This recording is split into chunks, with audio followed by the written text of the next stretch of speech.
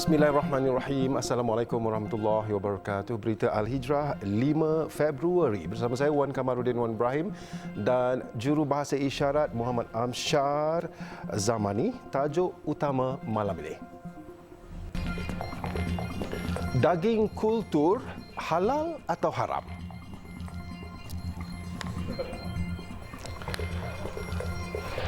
Juga bawang cukup. Jangan risau.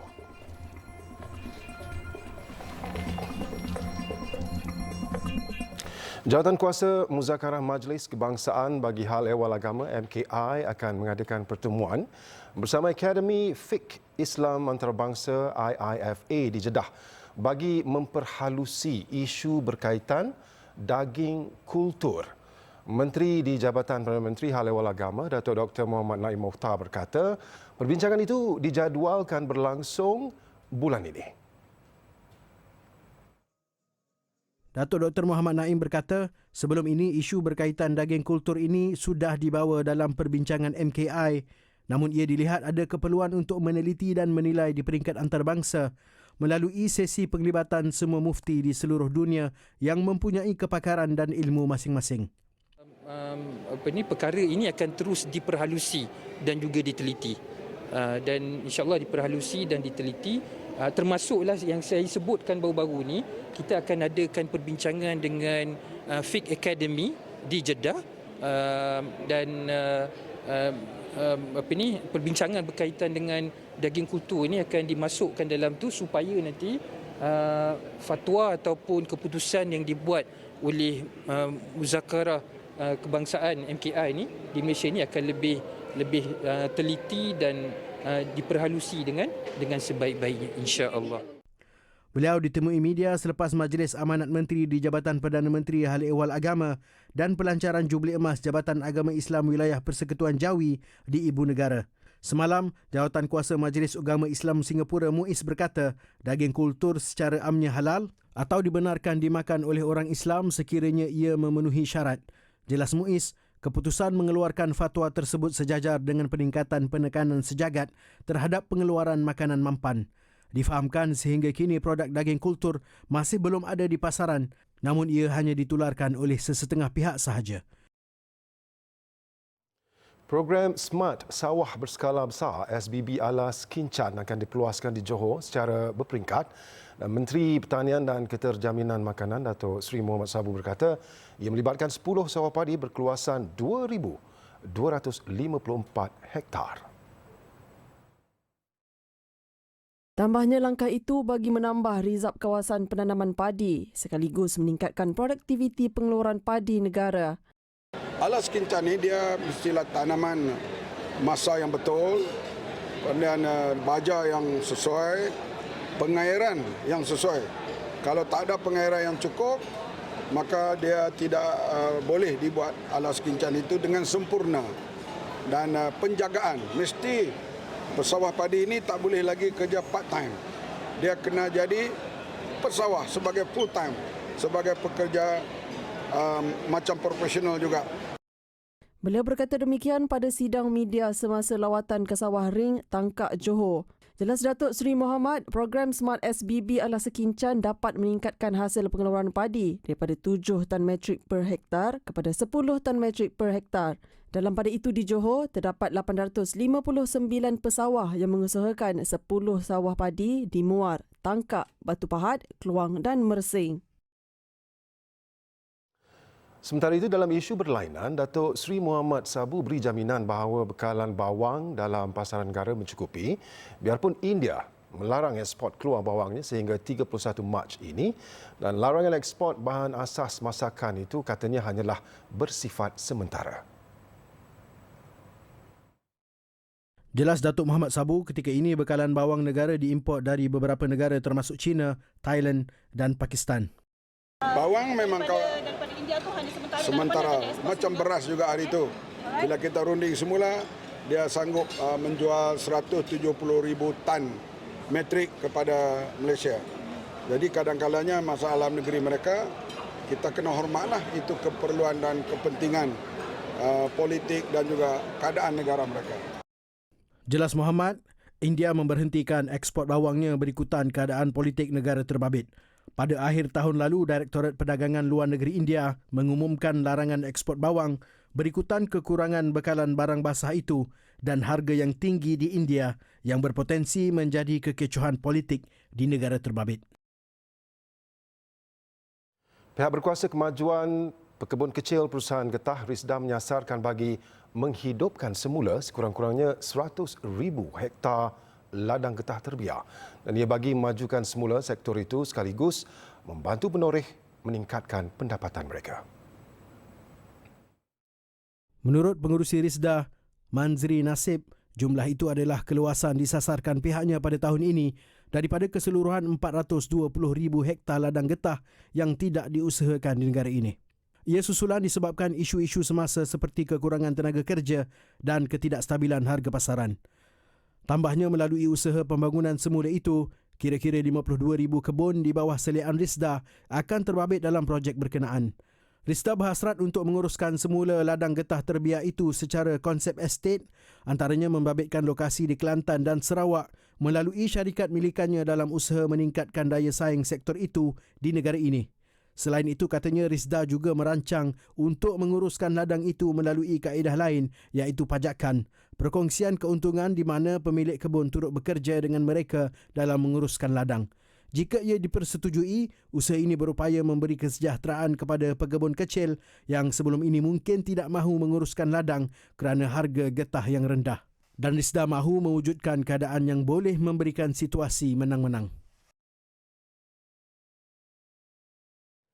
Di Kedah Maritim Malaysia, APMM menggagalkan cubaan menyeludup masuk 312 bungkusan benih udang hidup dari Thailand di jeti persendirian Kampung Kuala Sanglang awal pagi tadi.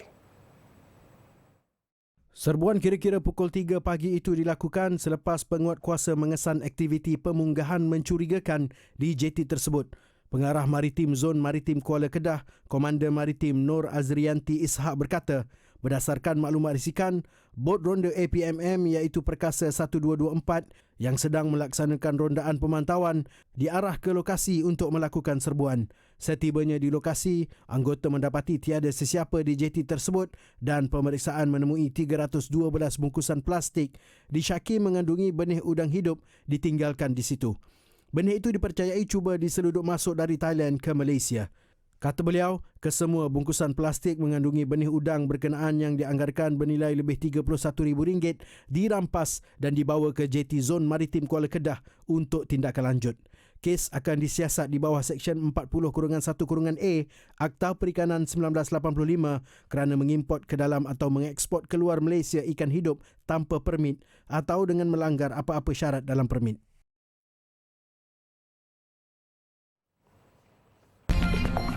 Solat hajat atas jambatan Tendong.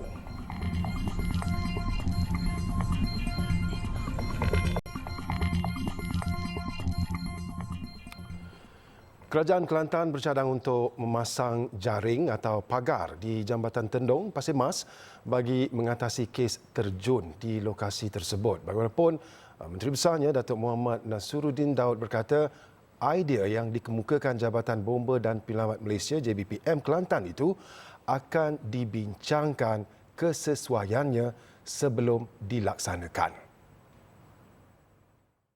Ini di antara jalan lah. Yang pertama kita berdoa. Yang kedua insya-Allah lepas ni kita akan putuskan apa yang patut kita buatlah. Mungkin kita boleh pertimbangkan cadangan daripada bomba, sama ada kita sepasang jaring ataupun pagar itu kita akan bincang kemudian insya-Allah. Jadi kita mulakan dengan doa dulu. Itu kita akan bincang insya-Allah. Beliau berkata demikian ketika ditemui media selepas majlis solat hajat di Jambatan Tendong hari ini. Terdahulu solat hajat berkenaan diimamkan oleh Timbalan Pengerusi Jabhah Pondok Kelantan dan Penasihat Kesatuan Pondok Kelantan Syekh Wazir Cik Awang yang dihadiri lebih 500 jemaah. Ketika diminta mengulas mengenai perbahasan di media sosial yang mempersoal mengapa program itu dilaksanakan di atas jambatan sehingga terpaksa menutup jalan laluan berkenaan, Datuk Muhammad Nasruddin berkata, walaupun solat hajat boleh dibuat di mana-mana, namun kerajaan negeri memilih di atas jambatan kerana lokasi itu kerap menjadi tempat individu terjun. Media sebelum ini melaporkan sebanyak 17 kes terjun jambatan direkodkan di Kelantan dalam tempoh 4 tahun bermula 2021. Pengarah Bomba Negeri Kelantan, Jainal Elias Zainal Madasin berkata kesemua kes ditemukan lemas. Menurutnya, lokasi paling banyak dilaporkan adalah di Jambatan Sultan Yahya Petra Kota Baru iaitu 9 kes, diikuti 4 kes di Jambatan Tendung. Kes terjun jambatan turut berlaku di Jambatan Salor dan Pak Neklah di Kota Baru, Wakaf King Tumpat serta Tok Bali Pasir Putih.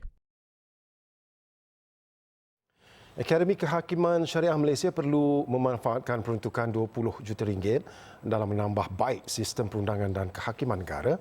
Menteri di Jabatan Perdana Menteri Hal Ehwal Agama, Datuk Dr. Muhammad Naim Mokhtar berkata, peruntukan yang dikongsi bersama Akademi Kehakiman Sivil itu merupakan sebahagian usaha untuk melatih hakim-hakim Mahkamah Atasan secara lebih terancang dan berkesan. Datuk Dr. Naim turut mengarahkan Jabatan Kehakiman Syariah Malaysia JKSM dan pengurusan tertinggi untuk memulakan perbincangan awal bagi mengenal pasti lokasi untuk dijadikan bangunan tetap Akademi Kehakiman Syariah. Hasrat saya Akademi Kehakiman Syariah Malaysia ini insya-Allah akan menjadi satu akademi yang bukan saja akan memberikan latihan profesional kepada hakim-hakim syar'i di Malaysia. Sebab saya ingat masa saya jadi ketua pengarah dulu tu, ketua hakim Brunei, Darul Tihin Salim, ketua hakim Mahkamah Syariah Singapura dan juga ketua hakim Mahkamah Pengadilan Indonesia memang mengharapkan sangat penubuhan akademi ini supaya hakim-hakim syar'i di Nusantara ini dapat dikumpulkan di Malaysia ini dan mereka ini diberikan latihan yang sama. Datuk Dr. Muhammad Naim dalam pada itu berharap dengan kewujudan akademi berkenaan dapat mengkaji semula undang-undang substantif, prosedural mahupun undang-undang jenayah syariah serta ditambah baik bagi mendepani polemik semasa dan cabaran perundangan negara. Beliau ditemui media selepas menghadiri Majlis Amanat Menteri di Jabatan Perdana Menteri Hal Ehwal Agama di Masjid Wilayah Ibu Negara. Kementerian Pendidikan Tinggi KPT dalam perancangan menjadikan Malaysia sebagai hub pendidikan buat pelajar asing. Menterinya Datuk Seri Dr. Zamri Abdul Kadir berkata usaha itu merupakan agenda negara dalam membawa pendidikan tinggi negara ini setaraf universiti antarabangsa. Jelasnya ia selaras dengan inisiatif Pelan Pembangunan Pendidikan Malaysia PPPM 2015-2025. Matlamat itu katanya memberi tumpuan mengukuhkan perkongsian dengan institusi asing, mengembangkan program mobiliti pelajar serta meningkatkan daya saing global sektor pendidikan. Salah satu daripada matlamat kita di dalam pendidikan tinggi Malaysia ialah untuk mengantarabangsakan pendidikan tinggi Malaysia. Dan oleh yang demikian kita membuat usaha-usaha untuk memperkenalkan pendidikan Malaysia ke luar negara.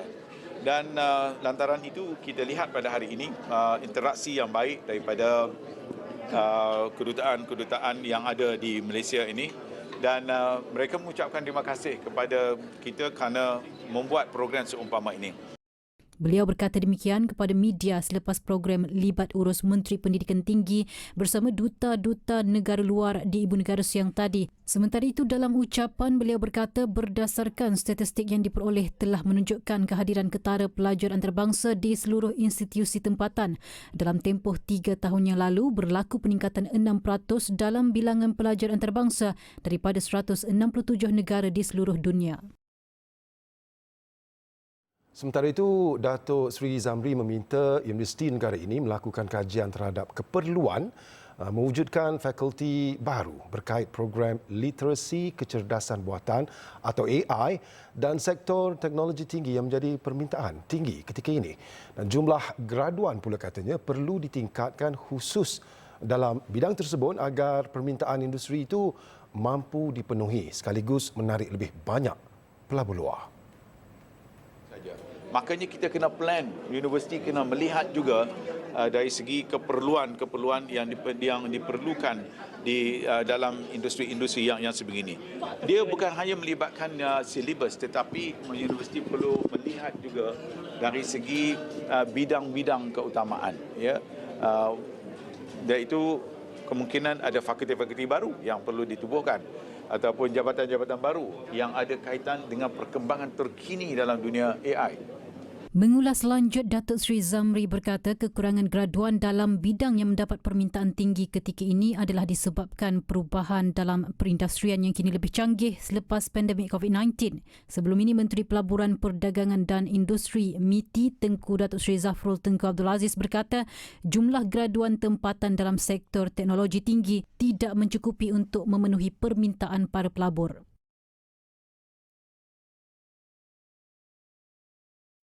Seorang bekas guru agama kini terlantar akibat menanggung derita kanser mulut sejak setahun lalu, dan Hasnah Walad 67 kini hanya mampu terbaring di rumahnya di Kampung Hijrah Kuala Nerang selepas menjalani pembedahan membuang rahang dan bahagian dalam pipi baru-baru ini. Kehidupan harian Hasnah kini terpaksa bergantung kepada anak perempuannya, Nur Haswani Azmi, 33, bagi urusan kebersihan diri dan minum. Menurut Nur Haswani, ibunya tidak dapat makan seperti biasa dan hanya bergantung kepada susu khas bagi mengekalkan nutrisi dan khasiat untuknya. So selepas buat kanser tu memang Mak tak boleh makan langsung lah. Dia memang kena makan susu. Hari tu lepas keluar ward 2 minggu dia makan susu ikut tiup. Lepas pada tu doktor kata boleh minum pakai straw. And then lepas susu memang kita sampai sekarang pun masih bergantung susu sepenuhnya. Susu yang agak mahal sebab Mak ada kecil manis yang sangat tinggi dan juga darah tinggi. So doktor memang suggest kita ambil susu yang baik untuk semua nutrisi dia lah. Bagi Hasnah, dia redha dengan ujian yang menimpa selepas kematian suami lebih 5 tahun lalu. Katanya kini dia menunggu laporan selepas pembedahan sebelum dapat meneruskan rawatan kemoterapi di Hospital Pulau Pinang. Makcik tak boleh makan, makcik minta bantuan susu kepada orang ramai boleh bantu makcik. Moga Allah mudahkanlah urusan makcik ni. Penderitaan ditanggung Hasnah sedikit terubat apabila Persatuan Kanser Survivor Malaysia CSM mengunjungi keluarganya baru-baru ini. Menurut pengerusinya Zuraini Kamal, derita yang ditanggung Hasnah agak berat, ditambah pula kebergantungan kepada susu khas yang menelan kos tinggi. CSM tampil menghulurkan bantuan susu khas, wang dan barangan dapur. Makcik telah pun menjalani pembedahan, membuang sebahagian dalam pipi, ada pemotongan rahang dan lidahnya dijahit dan menyebabkan beliau tidak boleh makan dan menelan makanan dengan baik. Jadi makcik terpaksa minum susu glucena 1 tin 400 gram ni untuk sehari. Harga dia RM60 dan bayangkanlah setiap hari 1 tin. Kanser Survivor Malaysia hari ini datang ziarah, kita sampaikan sebanyak 10 tin susu bernilai RM600. Buat sesiapa yang ingin membantu, hulurkan sumbangan ke akaun CIMB Bank milik Hasnah Walad 7610221629.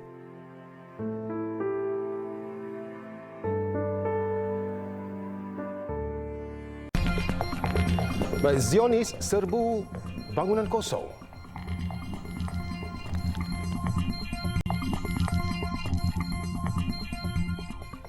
Hamas menafikan pihaknya memaklumkan kepada pengantara mengenai penolakannya terhadap cadangan perjanjian pertukaran tebusan dan gencatan senjata di Gaza. Dan ketika ini rundingan antara kumpulan itu dengan puak Palestin lain mengenai cadangan itu masih berlangsung. Kenyataannya itu sebagai tindak balas kepada laporan media antarabangsa yang sebahagiannya mendakwa Hamas didakwa menolak cadangan itu. Ketua Biro Politik Hamas, Ismail Haniyeh, pada Selasa minggu lalu berkata kumpulan itu ada menerima cadangan yang dibincangkan dalam mesyuarat yang berlangsung di Paris, Perancis, Ahad lalu. Hamas turut menerima jemputan untuk mengadakan kunjungan ke Kahirah bagi membincangkan perjanjian itu tanpa menyatakan tarikh lawatan ke ibu negara Mesir itu. Pada 28 Januari lalu, satu mesyuarat Barat diadakan di Paris yang turut disertai Israel, Amerika Syarikat, Mesir dan Qatar, antara lain membincangkan perjanjian 3 peringkat membabitkan pertukaran tebusan serta usaha menghentikan permusuhan di Gaza. Dan bandar perlindungan terakhir di pinggir selatan semenanjung Gaza teruk dibedil dan ini menyebabkan penduduk di sepanjang pagar sempadan Rafah hilang tempat tinggal dan arah tuju. Berpuluh-puluh ribu penduduk di beberapa wilayah Palestin tiba di selatan semenanjung Gaza dengan mengangkut pelbagai barangan dan menolak anak-anak mereka di atas pedati sejak beberapa hari lalu. Ia berlaku selepas tentera Israel melancarkan serangan besar-besaran ke atas bandar utama di selatan Gaza, Khan Yunis, minggu lepas. Menurut penduduk, jika kereta kebal askar Zionis mengepung dan memenuhi lokasi, mereka mempunyai 2 pilihan iaitu sama ada berserah dan menunggu mati atau memanjat dinding sempadan untuk berlari ke Mesir.